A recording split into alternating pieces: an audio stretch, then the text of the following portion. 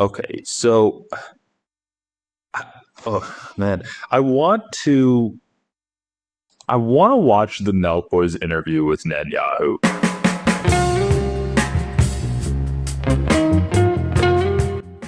It just is so insane. Like, look at the thumbnail.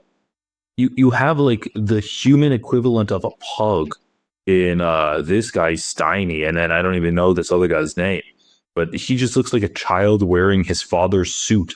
Like it looks like he's like has size 6 feet and a size 14 pair of shoes. When his dad's out for the weekend getting drunk or something, and he's like got into his clothes and he's like, I'm gonna be daddy. So you have these two brain dead morons interviewing Netanyahu. And I just want to see how bad it's going to be, man. Like we'll read the comments later, but holy, how bad is this? Wait, they have a hype package to open this up? Oh, the other thing that I saw that I wanted to talk about before we get into this, I think they were talking a little bit about the context of this. Anyway, look at this. So the NELK Boys admit they were handed scripted questions to ask Netanyahu. So let's check this out really quick. Oh God, I'm on Kick. There's live stream fails on Kick going on. Saw one of our friends, and then we met the press secretary, Carolyn. So she's like Trump's press secretary. So we toured the White House, and then they took us to this place called the Blair House. Okay. So that's where anyone that visits the U.S., that's where they stay. So that's where we did the interview. So we walked in, and there was just like 20 people in suits there. Yeah. The setup was already there.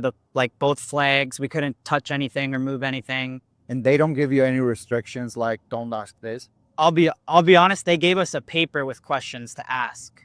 But they also said they kind of they gave us a script to ask, but we didn't really follow it. We tried our very best to ask some questions, but I think personally I like. Dude, so like they admit that they got a script of questions to ask Netanyahu, and they tried their best to stick to the script. But they'll be like, yeah, but I think the people really like it when we just riff and we talk about like Burger King versus McDonald's, which is better. Okay, so let's just get into this. Just some more context. Like Netanyahu is a wanted war criminal. In a sane world, he would have been put in prison years ago, but like he'd at the very least be arrested immediately when he steps foot on American soil. That's what would happen in a sane world. But in the world we're living in right now, you have like one of the bigger podcasts on the internet just basically being like, oh, look at Netanyahu. Let's just like laugh and joke with a guy who's committing a right now. Dude, these guys. Before we get into it, if you guys have not tried out the Prize Picks app, you guys got to try it out. You guys know me and... Dude, can't even maintain eye contact with the camera while he's doing an ad read. Let's get into this podcast. The podcast was filmed on July 8th. Any current event that occurred afterward will obviously not be covered. Bro, you didn't cover current events that happened before the podcast was recorded. This is nuts. This is so crazy. We are so not qualified to do this. That's what's interesting about this. We just should not be doing this. That's not really interesting about that at all. Like, you're not qualified to talk to anyone you have on your podcast, I guess, except for like your frat and bro alcoholic friends. Maybe you're qualified to talk with them, but like you don't know what you're talking about in general when you have any kind of big name guest on. You've had Trump on. Well, we're too far gone. Here we have the Prime Minister of Israel, Benjamin Netanyahu. He's about to walk into the podcast right now. This is probably one of the most, if not the most controversial podcast we for sure the most have ever done. Yeah, 100%. Maybe not the most controversial we'll ever do. Maybe not, but maybe I mean, this issue is just like, and by the way, I want to say too, I'm not claiming to be an expert on this issue or anything like that. I'm kind of just probably like a lot of you guys that. Dude, you didn't have to give us that disclaimer. I don't think anyone was confused that you might be an expert on the issue of Israel, right? Like, you have a happy dad box on your microphone. Your microphone is sponsored by a beer company. Okay, so let's just like get this straight. Why is this bad? Well, first of all, this person that they're interviewing is doing one of the worst crimes in all of human history, and they should be put in prison for the rest of their life. And if you're sitting down and yucking it up with a person that should be put in prison, that could be considered like aiding and abetting. That should be socially frowned upon. You are helping them do their crime simply by not like trying to arrest them immediately. That's not good. It's not good to sit like, look, like they're going to be talking with Hassan and they're like, well, we got someone with a differing viewpoint. It's like, it's not that he has bad views. It's that he's actually doing the worst crime in human history. That's what he's doing. Like, imagine if there was a guy who like murdered like 20 people. He's covered in blood, and you're inviting him onto your podcast. And then he's like, yeah, I know I'm wanted for murder and I'm covered in blood right now, but I'm going to like afterwards, I'm going to go out and like just murder another 10 people that I see on the streets.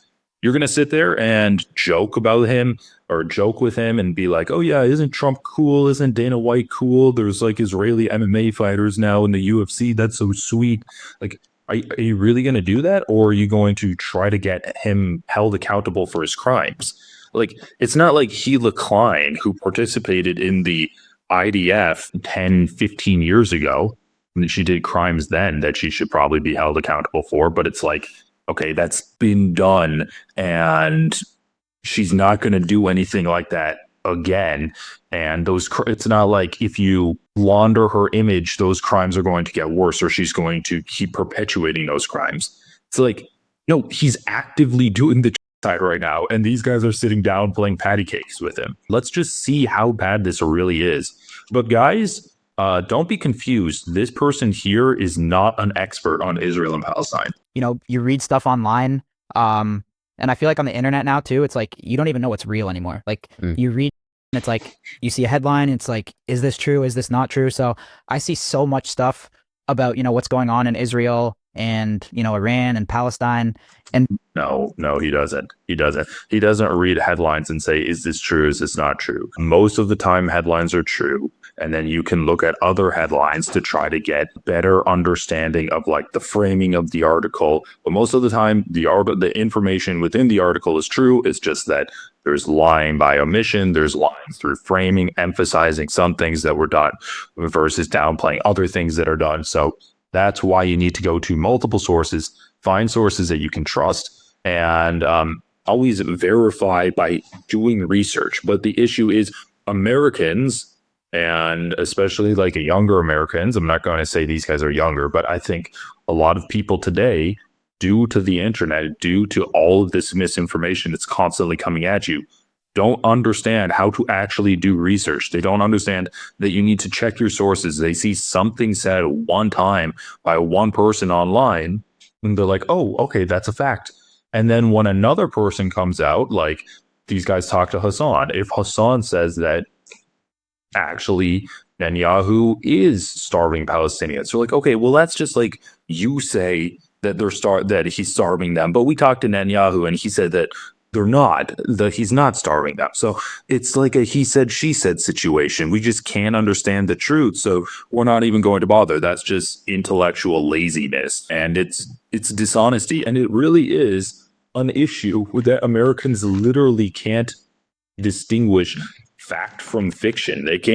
They have, like, the Republicans in this country have done such a good job dismantling the education system. They've dismantled fact checking online, like Mark Zuckerberg, Elon Musk got rid of fact checking due to like spam bots spamming misinformation. You have this AI that also gives out misinformation. All of this has served to completely disintegrate any kind of fact checking apparatus that people should be equipped with in this internet era. But Americans have nothing like that whatsoever. to be honest, I just really don't know what is going on there. So it's going to be interesting to sit down with Prime Minister Net. How would it be interesting for you to sit down with someone if you know nothing about that? That's what I don't understand. Like, if I'm talking to, I don't know, like a tech CEO, I do research beforehand so that I can find stuff to talk about with that person. But I'm not going to be excited to talk with someone that I know nothing about. And these guys, I guess, aren't even going to like try to attempt to talk with Netanyahu about this stuff. Netanyahu and kind of just ask him some questions about what we read online and get educated. Probably going to be a lot of hate in the comments and stuff like that. In my opinion, I mean, dude, We're journalists, right? we're technically How journalists. can you pass up this opportunity at the end of the day? No, and plus, at the end of the day, it's like we get the opportunity Wait, okay, that's the first funny joke they said. in the comments and stuff like that. In my opinion, I mean, dude, We're if journalists, right? we're technically How journalists. can you pass up this opportunity at the end of the day? No, and plus, at the end of the day, it's like we get the opportunity to sit down with one of the most powerful people in the world, a world leader. Yeah. And we get to ask him some stuff, and we're going to ask him what we want to ask him too. So if you guys, want to hear whatever questions you guys want to hear, there's probably a ton of other interviews of him on CNN or like, typical news stuff. We're going to ask him what we want to ask him. So Oh, that's funny. He says CNN. That was going to be my thesis in this is that these guys are CNN. And well, we'll probably get into it more because I do want to cover their conversation with Hassan a little bit. But basically, they're like, no, we have to ask stupid questions so that we can maintain our access to powerful figures like Netanyahu and like Trump so that we can keep getting more powerful figures on. We're not going to do our research. We're not going to hold them to account. And we're just going to be a platform for them to basically like slap our faces with their dicks. And we're just going to sit there and say, thank you, daddy. Can I have some more? That's what they're doing. And that's what like CNN and legacy news media do. They maintain relationships with powerful people so that they can still get access to those people, so they can get inside information. They can get like, they're going to be the first ones that government officials come to with a story, with any kind of leaks or anything like that. They're always going to be available for interviews and stuff if you maintain a relationship with them. If you don't press them too hard, if you toe the line and say the government propaganda that the government is pushing. These guys are effectively state media now. Like, the idea that they're independent media is laughable. When, like, then we'll cover it later, but they literally say to Hassan, no, we need to maintain this relationship. If your outlet or your platform is dependent on maintaining a relationship to power, you're definitionally not independent. So to me, this is crazy. Like how far we've come, and we're get to sit down with world leaders. Yeah. It's f***ing insane. So Yeah. I mean, for any backlash, this is just an opportunity, again, you can't really pass up. I don't see it like, Yeah, you can. You can definitely pass up an opportunity to interview the prime minister of a country, especially a person that should be in prison right now. there's no one else doing it. yeah, I don't give a. I'll sit down with any world leader in the I world. agree. I mean, my dream guest is Kim Jong Un. Both of Kim ours. Jong Un, if you're watching this, This is kind of I'd like to come to North Korea and interview you. all I as can think well. about is the interview when we're doing I'm this. so down to pull up to Moscow and interview Putin too. We'll do everybody. This is what sets off podcasts. You could put a small microphone here. I mean, they just get a little joy out of being like, "Oh my God, we're like in a, we're interviewing someone important." Hey, I guess that's like cool for them. But no, you have to see this thing, right? Yeah, Prime Minister Netanyahu with us today. We're here in the Blair House. Yep. Right? Is this the White House grounds? Close. Close. It's the sort of the official guest house of the United States. How have you seen like the White House and stuff? Like how has it evolved over the years, over the times of? What the dude?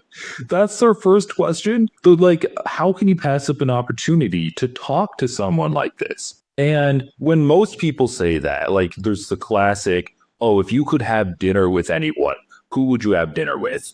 And it'd be like, I don't know, my favorite comedian. I'd have dinner with Bill Burr. That'd be hilarious. Larry David would be so funny to have dinner with. Like, that's the classic thing, right? The assumption there is that it's for your own personal enjoyment. But these guys, they just want to interview these famous controversial figures for the clout. They're like, oh, we're journalists, right? I know nothing about this.